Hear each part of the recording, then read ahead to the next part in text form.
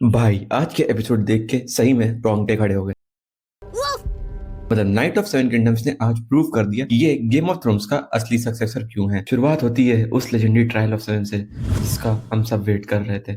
और भाई साहब जो केओस क्रिएट हुआ है ना वहां पर, वो देखने लायक था। स्टार्टिंग में हम देखते हैं कि डंक और उसकी टीम के दो नाइट्स मारे जाते हैं। और भाई ये दो नाइट्स और कोई नहीं, हमारे सर हमफे हर्डिंग और सन हमफे बेसबेरी थे। डंक जो अभी नया है इन सब में, वो टिक नहीं पाता। एरियन टारगेरियन जो पूरी तरह से मैडनेस में है, भाई वो स्वॉर्ड से डंक को बहुत गंदा इंजर्ड करता है और डंक नीचे गिर जाता है। और जब वो नीचे गिरता है तब एरियन टारगेरियन अपने मॉर्निंग स्टार से हमला करता है। डंक की आंखें बंद होती हैं और हम सीधा गिरते हैं उसके सबसे डार्क पास्ट में। ये सीन ब्लैक फायर रेबिलियन के तुरंत बाद का है, जो प्रेजेंट टाइम से करीब 13 साल पहले हुई थी। यहाँ पे हम देखते हैं डंक और उसके दोस्त रेफ बैटल के बाद डेड बॉडीज को लूट रहे हैं ताकि कुछ कीमती चीजें हमें मिल सके। डंक उस टाइम बच्चा था और थोड़ा सा इनोसेंट था। वो रेफ से कहता है कि हमें भागने की क्या जरूरत है, वॉर खत्म होगी, black dragon demon black fire मर गया है, अब सब ठीक हो जाए। लेकिन रेफ उसे समझाती है कि वो स्टूपिड है। रेफ एक एग्जाम्पल देती है। एक लड़का था पुडिंग, जिसने गलती से सेड्रिक के छोटे भाई को मार दिया था। सबने सोचा बात खत्म होगी, लेकिन एक साल बाद सेड्रिक वापस आया और उसने पुडिंग को मारने की कोशिश में आधा फ्ली बॉटम जला दिया। यहाँ पे रेफ डंक को बताना चाहिए अगर तुम किसी को चोट पहुंचाओगे तो वापस तुम्हें वो चोट पहुंचाएंगे। फ्ली बॉटम का दुख और गुस्से से भरा हुआ है, बस एक चिंगारी की देर है और सब जल जाएंगे। अब इसका डीप मीनिंग समझते हैं। साइकिल ऑफ वायलेंस, जैसे हाउस ऑफ ड्रैगन्स में टीम ग्रीन और टीम ब्लैक एक दूसरे से बदला लेते रहते हैं और बात बढ़ती जाती है। वैसे ही यहाँ डंक भी ट्रायल ऑफ सेवन में इसलिए फंसा है क्योंकि उसने एरियन टारगेरियन पे हाथ उठाया था, भलाई अच्छाई के लिए, और अब वो वायलेंस की साइकिल उसके पीछे आ गया है। लेकिन वहां एंट्री होती है एलेस्टर, एक करप्ट वॉचमैन। भाई ये इसको हम गोड क्लॉक भी बोलते हैं, जो किंग्स लैंडिंग का ध्यान देता है। एलेस्टर पूछता है डंक से झोले में क्या है। डंक बोलता है इसमें रैट है, लेकिन भाई इसमें एक बहुत बड़ी हिडन डिटेल है।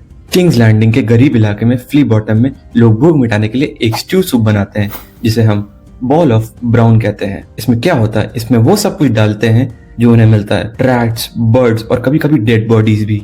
यहाँ पर रेफ एलिस्टर का अल्कोहल चुरा लेती है। डंक और उसकी दोस्त रेफ बस जिंदा रहने की कोशिश कर रहे हैं। सीन ये एस्टैब्लिश करता है कि ये दोनों भागने का प्लान बना रहे थे, कुछ पैसे जोड़ रहे थे ताकि उस नरक से निकल सके। लेकिन तब तक एलिस्टर आ जाता है। एलिस्टर पूछता है तुमने मेरी अल्कोहल क्यों चुराई थी। वो रेफ का पर्स छीन लेता है जिसमें पैसे होते हैं और बोलता है ये पैसे तुमने चुराए हैं। रेफ एलिस्टर का नाइफ चुरा लेती है और जब वो वापस जा रही होती है तब तक एलिस्टर को पता चल जाता है। एलिस्टर आता है और उसी नाइफ से रेफ का गला काट देता है। डंक देखता रह जाता है। और हाँ भाई, जब रेफ मर जाती है तो डंक जाता है एलिस्टर पे हमला और उसके लोग उस पे हमला करते हैं और वो भी इसके पैर पे। भाई ये डिटेल बहुत इंपॉर्टेंट है, इसका रेफरेंस सीधा आगे की सीन से है। अभी एंट्री होती है सर एलन द पेनिट्री की। वो आते ही एलिस्टर को मार देते हैं, डंक को बचा लेते हैं। ये सीन बिल्कुल वैसा ही है जैसे बड़े होकर डंक ने टेंसले को एरियन टारगेरियन से बचाया था। डंक पैदाइशी हीरो नहीं था, उसका हीरोइज्म एक लर्न बिहेवियर है। वो बचपन में अपना प्यार रेफ को नहीं बचा पाया था, वो गिल्ट और वो एक्सपीरियंस उसके अंदर ही रह गया था। इसलिए जब टेंसले मुसीबत में थी तो डंक ने वही किया जो सर एलन ने उसके लिए किया था, उसने इंटरवीन किया और प्रोटेक्ट किया। टेंसले उसे रेफ की याद दिलाती है। बात करते हैं ब्लैक फायर रिबेलियन क्या थी। ये लड़ाई टारगेरियन सिविल वॉर थी, 196 एसी में हुई थी। सीन बस इतना है, बाप ने मरने से पहले खानदानी तलवार गलत बेटे को दे दी थी। बाप किंग एवन 4, ये आदमी मरने वाला था। बेटा नंबर 1 डेरॉन, ये शरीफ और पढ़ाकू था लेकिन कमजोर दिखता था, ये असली राजा बनने वाला था। बेटा नंबर 2 डेमोन, ये बॉडी बिल्डर और फाइटर था, ये नाजायज था। अब किंग से गलती क्या होती है, एगोन 4 मरने से पहले तलवार अपने नाजायज बेटे डेमोन को गिफ्ट कर दी थी। लोगों ने सोचा राजा ने तलवार इसको दे दी है, मतलब वो चाहता है कि अगला किंग डेमोन बने। बस आधे लोग पढ़ाकू के साथ हो गए, आधे लोग पहलवान के साथ, और वॉर शुरू हो गई।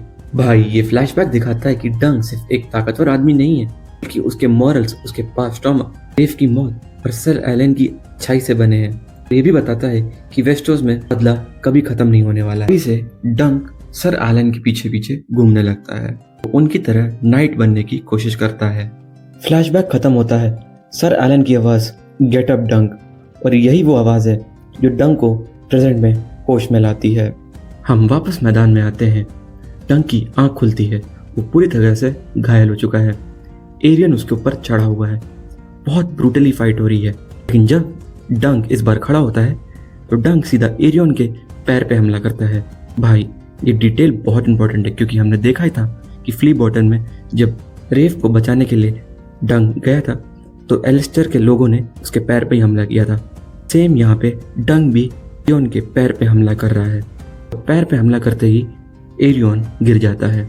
यहाँ पे डंकन भी गिरने लगता है। वहाँ पे हॉर्न बजने ही वाला था, तभी उसे फ्लैशबैक आता है फिर से। सर एलन बोलते हैं गेट अप, और इस बार डंकन उठता है। लेकिन इस बार डंक रुकता नहीं, वो अपनी शील्ड को हथौड़ा बना लेता है और एरियन को तब तक मारता है जब तक वो प्रिंस अकड़ भूल कर आई यील्ड नहीं बोल देता। डंक वहाँ उसे जान से मार सकता था और उसने मर्जी दिखाई। यही चीज उसे एरियन से अलग बनाती है और डंक जीत जाता है। डंक पूरी तरीके से घायल है, उसे रेमन फॉस्फे और स्टीली पेट ले जाते हैं। लेकिन यहाँ आता है जॉर्ज आर मार्टिन वाला ट्विस्ट जो दिल तोड़ देता है। बेलर शेक्सपियर जो सबसे बड़ा सपोर्टर था आके डंक को कॉन्ग्रेचुलेट करता है। फिर बेलर अपने भाई मेकार की बात करता है।